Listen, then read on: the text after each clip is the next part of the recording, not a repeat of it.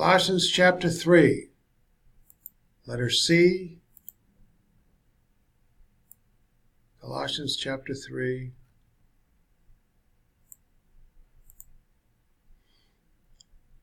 Reviewing chapter 2 would be a good idea to get a handle on the context.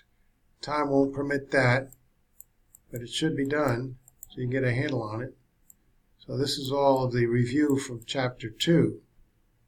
Now we go to chapter 3.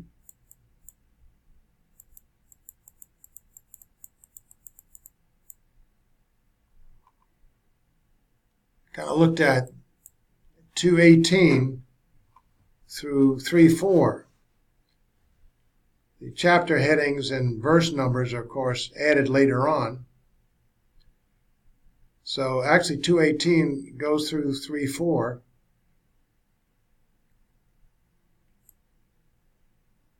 I want to get a handle on what the beginning of Colossians chapter 3 says. So, Paul has declared in chapter 2 that believers are not to value the elementary principles of the world of temporal things.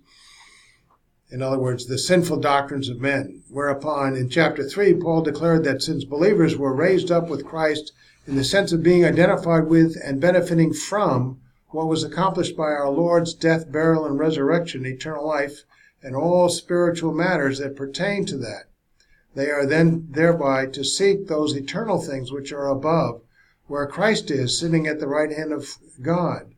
For believers have died with Christ in the sense of benefiting from that death unto forgiveness of sins unto eternal life. So the believer's life is hidden with Christ in God. When Christ, who is our life, appears, is manifested, then they will also appear with him in glory. What a majestic statement.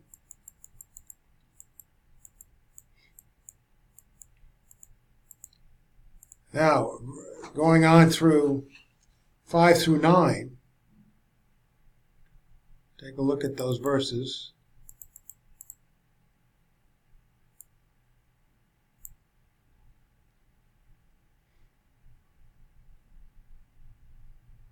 Kind of like a thought, complicated thought with the 5 verses.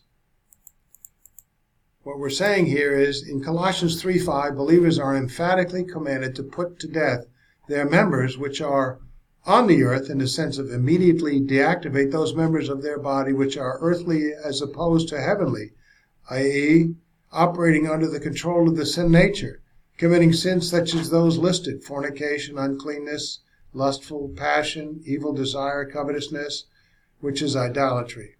For Paul explains that it is because of these things that the wrath of God will come upon the sons of disobedience, those whose lives are characterized by disobedience, unbelief, and ever-increasing ungodliness and sinfulness. Paul reminds the believers that in such ungodliness they once walked when they were living as unbelievers. And so Paul adds more for them to put off: anger, wrath, malice, blasphemy, filthy language of all their mouths. And do not lie to one another, he says, since they have put off the old man, the control of the old sin nature with its evil deeds, when they become believers. We looked at something from Romans chapter 6, which is very parallel, worthwhile looking at.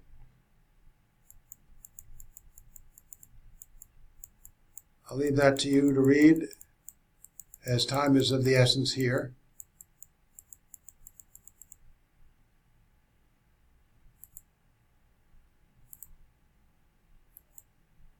Now, moving on through to Colossians 3:8 to 11. Here are the verses.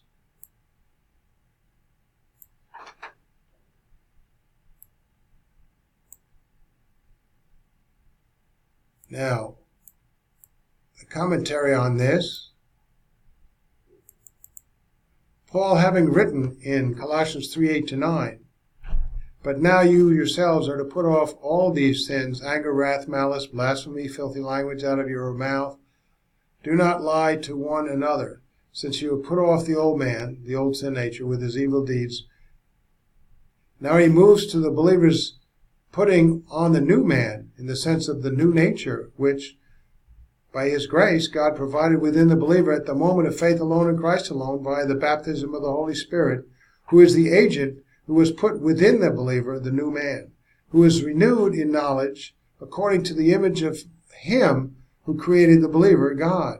This is a renewal in which there is no distinction between Greek and Jew, circumcised and uncircumcised, barbarian, Scythian, slave and freeman, but Christ is all in all.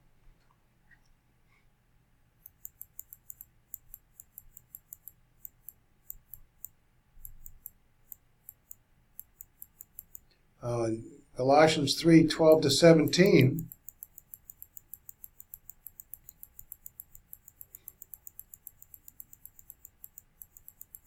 here are the verses.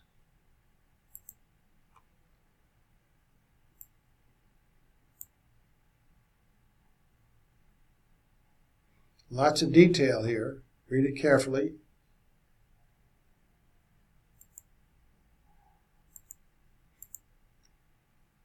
Paul therefore concludes in verses 12-17 that believers, being the elect of God, in other words, those who have been chosen of God to be in Christ, to be an example of his righteousness, those who are beloved of God are to put on, in the sense of how they are to act, with gentleness, patience, long-suffering, bearing, forbearing with one another, and forgiving each other.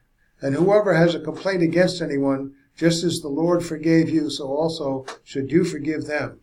But above all things, put on agape, godly, self-sacrificial love, which is the bond of perfection. And let the peace of Christ rule in your hearts, to which indeed you were called in one body, and be thankful. And let the word of Christ richly dwell within you, with all wisdom, teaching and admonishing one another with psalms and hymns and spiritual songs, singing with thankfulness in your hearts to God. And whatever you do in word or deed, do all in the name of the Lord Jesus, giving thanks to God the Father through him. What a marvelous eternal future do we have to look forward to. Colossians 3:18-25.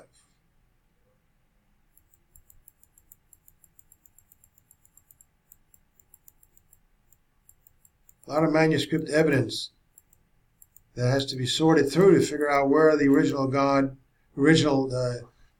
God-inspired word belongs and which additions have been made. 18-25.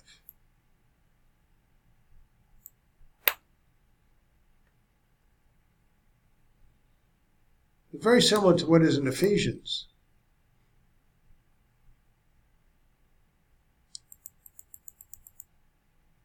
So, in Colossians 18-25, let's read it.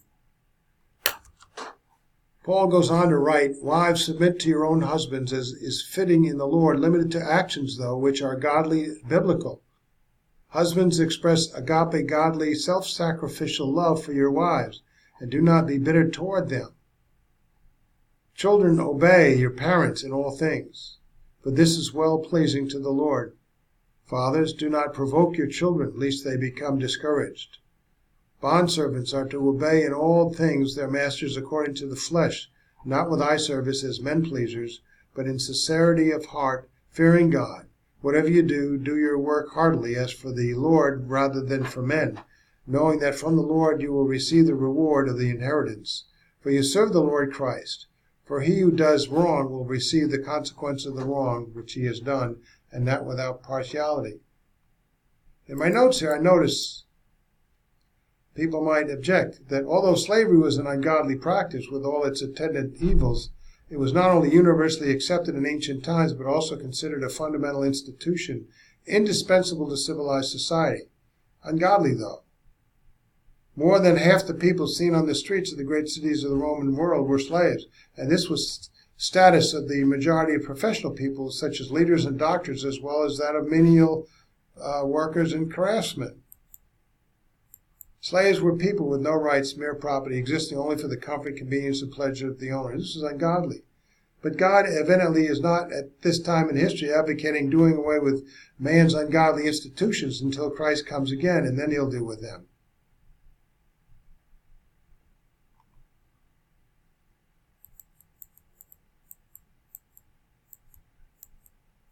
There you have it, Colossians chapter 3.